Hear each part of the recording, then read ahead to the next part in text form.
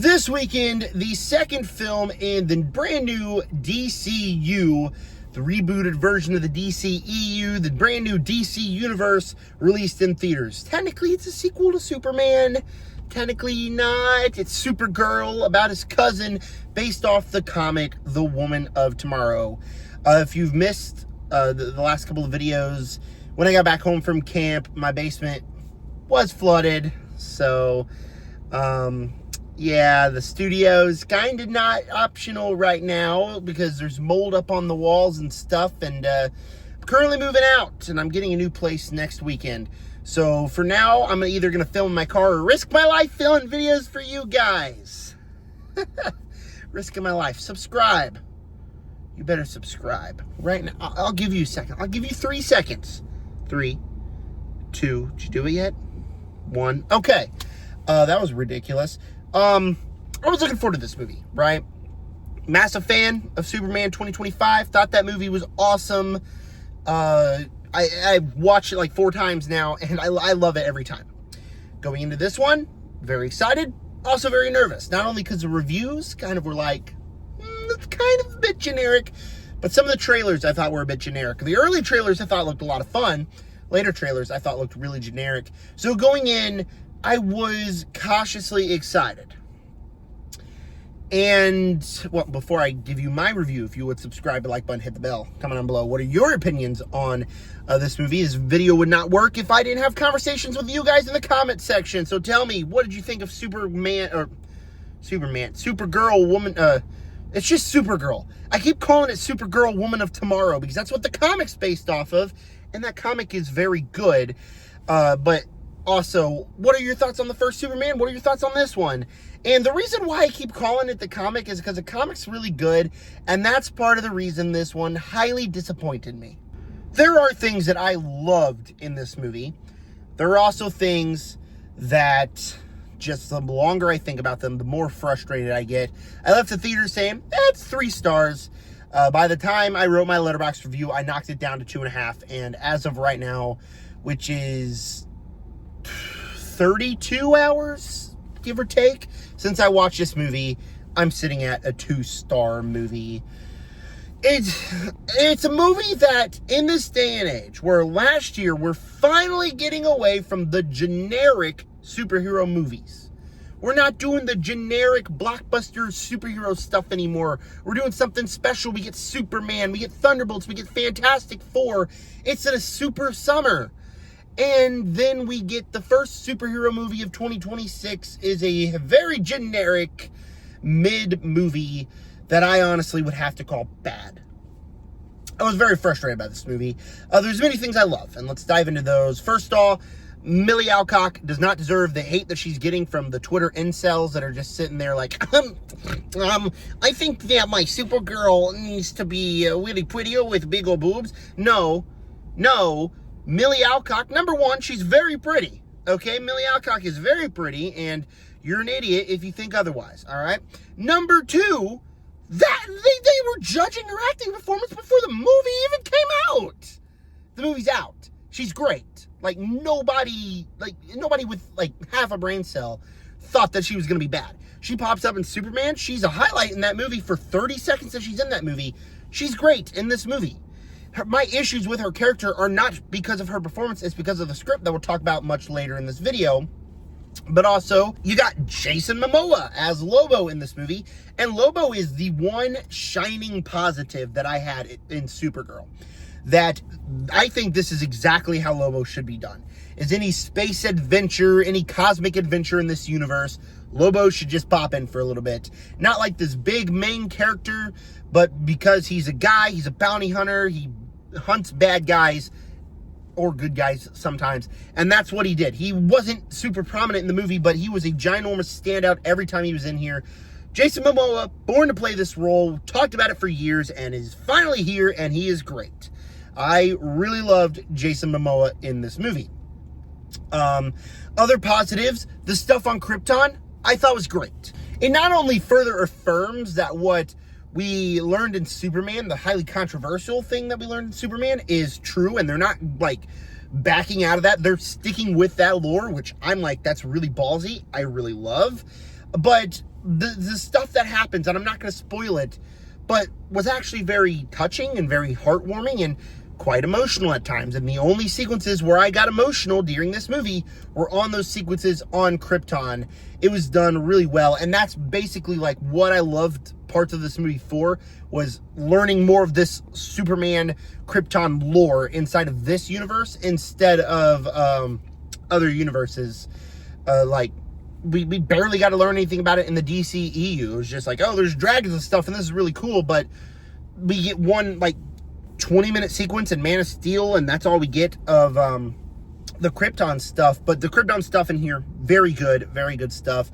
There are a couple action sequences that were okay. We're going to talk about that here in a minute. There were some entertaining moments, entertaining enough. Not like, oh man, I'm loving this movie, but like, oh yeah, it's completely watchable. I completely knew it was generic the entire time. It's very frustrating. Despite things that I loved, it is excruciatingly frustrating, this movie. Starting with some of the negatives, the action in this movie is just not as fun as the marketing showed that it could be. Like, you have a sequence where she has, like, this device, and it, like, she can teleport in different areas.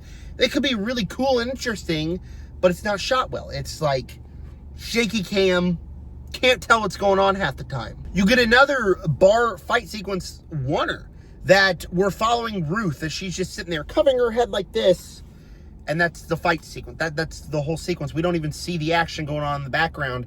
There's several, like, oh yeah, that was fun fight sequences, but the lighting in this movie, another major issue. This movie looks bad. Like, CGI, lighting, color grading, looks bad. Like, this comic book that this movie is strictly based off of is incredibly colorful, vibrant, beautiful, and this movie just is boring. Like, there are a few sequences with okay color, but the final fight sequence is just a bunch of dust and grayness everywhere, and there's no color, and it just looks boring. Like, I criticize people for being like, oh my gosh, Deadpool and Wolverine is so colorless. Oh my gosh, superhero movies are so colorless all the time. But this movie genuinely gives them something to complain about, because this third act is so, like, it's not only is it just, oh, you know exactly what's happening, it's the most basic thing ever, but it's just so bland, so colorless. Every cool action sequence, you can't barely see what's happening. I was very disappointed by the way the movie looks. And don't even get me started on the CGI here in the third act of this movie. Like, Superman, yeah, questionable CGI, for sure. Baby Joey still looks awful. I watched this movie the other day, and I still was like, oh, Baby Joey, get him out of here, man. He looks terrible. This movie has the worst green screen effects I've seen in a superhero movie in quite some time. Supergirl's flying in the air, and there's like the sun, but there's actually no sun because it looks terrible. Terrible. Like, it looks awful. And then, aside from that, the needle drops in this movie. What makes a needle drop work and what makes it so special is that it rarely happens, and when it happens, it's this giant hype moment and gets you invested in this movie. We had a needle drop in the first act. We had 3 needle drops in the second act. We had 2 during the final fight. We had 2 needle drops in the final fight of this movie. That's crazy. One's getting criticized because it's a pop punk song by Jimmy Eats World. Great song, right? No, they choose a cover of the song, which I saw all the criticism from, like, early reviews when I walked into this movie. Like I heard all that, and I personally thought, it's not that bad. But upon thinking about it, that combined with just the absolutely terrible CGI and color grading, oh my gosh, it's so bad. Like, the action sequences, there's no cool score because it's just needle drops of bad songs. It's just needle drops. And it doesn't hype anybody up. It doesn't get you excited for anything. But all that aside, take all that, pick it up, put it aside. I still had a decent enough time with this movie until the final few scenes. And this is where we're going to have to dive into spoiler territory. Hey, 3, 2, 1. there you go. That was a terrible explosion sound effect. My apologies, but that's when we're stopped talking about spoilers. 3, 2, 1. Spoiler time. How this movie ends, or pretty much the whole plot of this movie, is Ruth wanting revenge on villain guy. Very generic, boring villain guy. I'll talk about that outside of the spoiler section. But she wants revenge on him, and Supergirl is like, no, that'll tear you apart. Which is what the comic's about, right? And it's done so much better in the comic. Like, I was like, it just kind of feels shoehorn forced in, but whatever. At least they're doing a character arc. So we get to that final scene. She's about to kill him, and Supergirl's like, no, it's your choice, but this will tear you up. And you have this good scene, right? She's like, okay, I won't. You see Lobo in the distance. You think, oh, Lobo's going to kill him. Lobo's going to get him. Lobo's going to finish his work, and it'll be satisfying enough because it's Lobo doing it and not Supergirl or Ruth. No, because 3 seconds later, Ruth turns around. Supergirl picks up a sword, bang, bang, stabs him, kills him. What? So the whole arc is you don't want Ruth to kill him because revenge is bad. So what do? You kill him the next sequence. Wouldn't that still, mean Ruth got revenge? She helped take him down. She helped kill him. Ruth still got revenge. Bye-bye character arc. It doesn't make any sense. Any sense at all. It is unbelievably stupid, and it makes me so mad. That is the part in this movie where I was like, I'm done. Nope. I'm done. No. That's just so bad. That's so bad. Spoilers done now. Makes no sense. No sense. Basically what I said was certain character decisions, bad. The script of this movie, not very good. It's not very tightly woven. Not very many sharp dialogue sequences or any themes to explore. And the villain, and Cream, something or other. What's his name? I don't really remember because he's just so forgettable. This first sequence in the movie, I'm like, oh, he's cool. Oh, that's pretty cool. And then what he does the rest of this movie is he's a guy who likes to assault women and kill people, and he's just so boring. I saw a review before I watched this movie compare it to Thor: The Dark World, which is not a movie I hate. I don't necessarily love it, but I think it's fine. I haven't rewatched it during my Road to Doomsday rewatch series, by the way, so that opinion can completely change here in the next couple of days when I finally check it out. By the way, I'm already into phase 3. I just kind of skipped over it because I wasn't in the mood. Anyways, yeah, I totally get those comparisons to Thor: The Dark World. Forgettable villain, not very colorful, very bland, very generic. That's what this movie is. And it's incredibly frustrating because the comic it's based off of is not generic. This movie could be potentially very, very good, very awesome, and a great second movie in this universe. Instead, it is just generic superhero stuff and the stuff that I am completely tired of. So Supergirl, before I give you my final score, subscribe, hit the like button, hit the bell. Comment down below, what are your opinions on Supergirl? And if you haven't seen it, are you excited for it? And what are your opinions on Superman from last year? With that said, are you also excited for Man of Tomorrow? I am. That's a movie I'm very excited for. With that said, Supergirl has some terrible script issues, terrible character decisions, very bland, very colorless, awful needle drops. There are a few sequences that work. The stuff on Krypton's awesome. The casting is perfect. But man, oh man, as the second movie in the DCU, it's a major misfire. And I am incredibly upset by that. With that said, Supergirl is going to be getting a C-.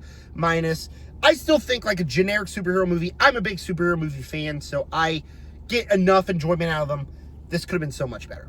And with that said, if you want, you could watch it on HBO Max. I don't think this is a movie that is a must-see anyways. I don't think it's going to be very, unless it's the introduction of Lobo. That's the only thing that they could do that could connect it to the universe. There's really nothing. No post-credit scene, no look towards the future. Very frustrating, and I'm a little nervous now that if DCU that's not directed by James Gunn is going to be like this. Very nervous. Now, this is different. This is directed by Craig Gillespie, who hasn't had the best resume. Still very nervous. Hey, on my TikTok account, I'm going to post updated ranking of the DCU. I'm going to have a full ranking when Clayface comes out, but I want to rank them, so I'm going to do that on TikTok. I'm also going to, I believe, rank the women-led comic book movies, and then the upcoming animated DC movies by excitement. That's all coming on my TikTok, Zach D Films 2005. With that said, subscribe.